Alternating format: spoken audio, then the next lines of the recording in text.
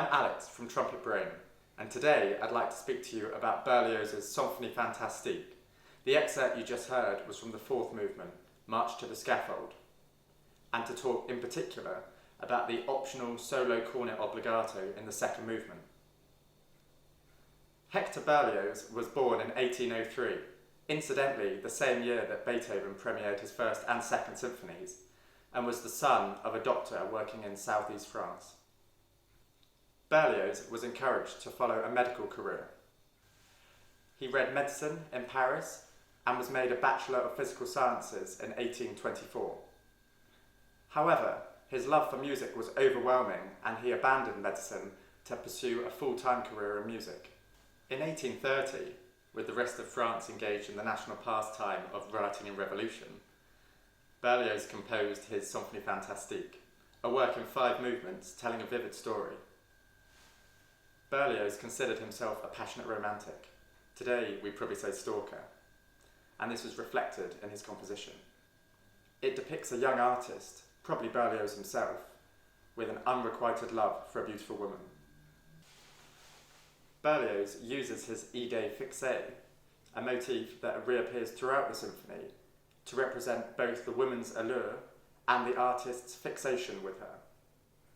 When his advances are spurned, the artist embarks on an opium-fueled spiral of despair that ends with him down to the depths of hell for all eternity.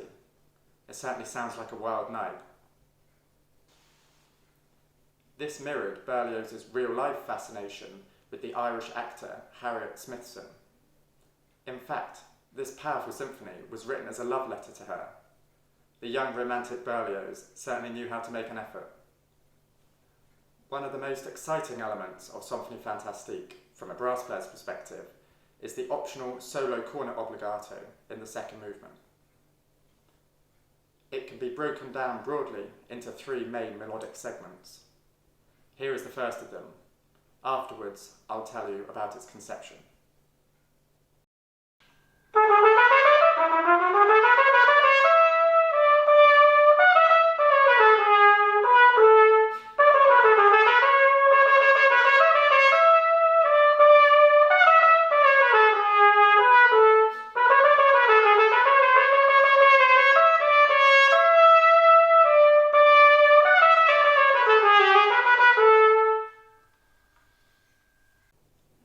When Berlioz scored Symphonie Fantastique, he included 2 trumpets and 2 cornets.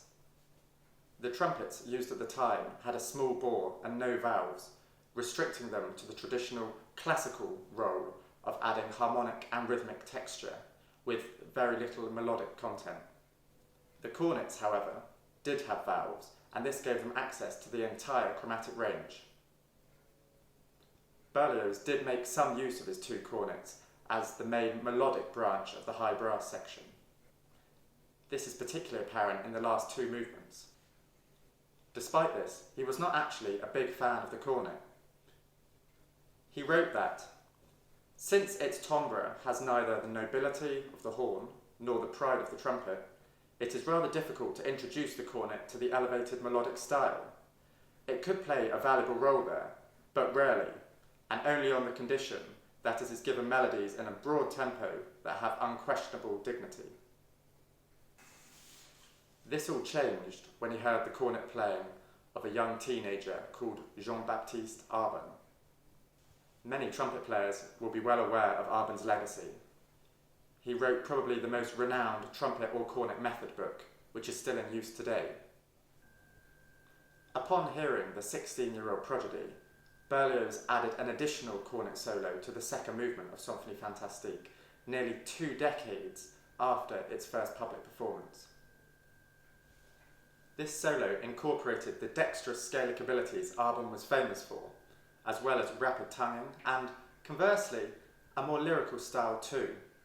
You can hear all these elements in the next excerpt.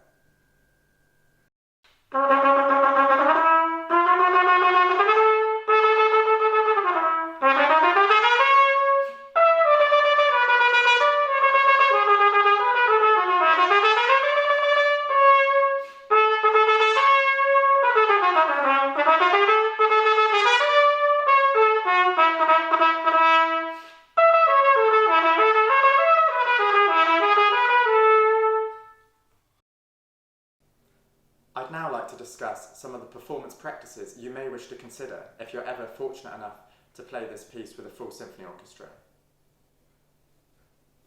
It is not uncommon for the solo cornet to move position to play the second movement.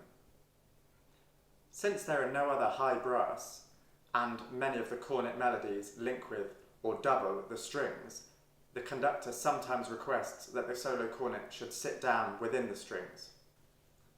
Another element we should consider is the sound we're looking to produce, and potentially the equipment necessary to achieve this. We often hear the cornet played in a very sweet manner, such as in the Salvation Army tradition, and this is a style I love dearly. However, when playing the music of Berlioz with a large symphony orchestra, we are probably going to want some extra projection and clarity, else it can start to feel like really hard work to cut through.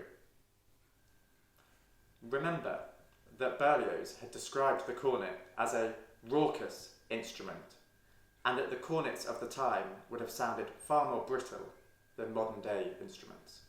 Personally, I use a mouthpiece that is a little bit shallower than my usual cornet mouthpiece, and make a conscious effort to try and produce a sound that is slightly brighter and perhaps more trumpety than my typical cornet sound. Obviously, that's just my approach, and you're free to choose whatever sound or style you wish to play. Here is the final segment of the solo. Generally, the piece accelerates towards the end, but admittedly, I have played this at the top end tempo-wise, and it's unlikely you'd ever have to play it quite this fast. Thank you so much for listening. If you have any comments, do leave them below or on the Trumpet Brain Facebook page. Symphonie Fantastique is a wonderful piece of music, and if you ever get the opportunity to listen to it or perform on it, I highly recommend it.